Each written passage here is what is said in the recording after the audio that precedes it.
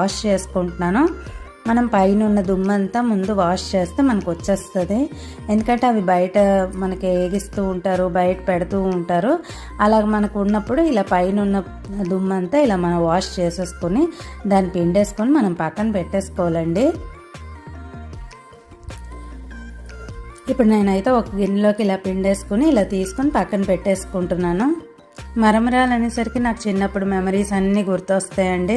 మరమరాలు మనం మామూలుగా అయినా ఎప్పుడు పడితే అప్పుడు తినేస్తూ ఉంటాం కదా. ఇంకా పోవద్దు, మరమరాలే చాలు అని అనుకుంటూ ఉంటాము. మిక్చర్లు తినేస్తాము, మిక్చర్లో కలుపుకొని అస్తమానం తింటూ ఉంటాము. బజ్జీ మిక్చరు, మురి మిక్చర్లు అవి కొనుక్కొని తింటూ ఉంటాం కదా.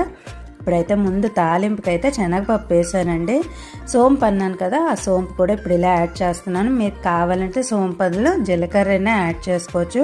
కాకపోతే రెగ్యులర్గా జీలకర్ర అందరూ వేస్తూ ఉంటారు. మామూలుగా సోంపు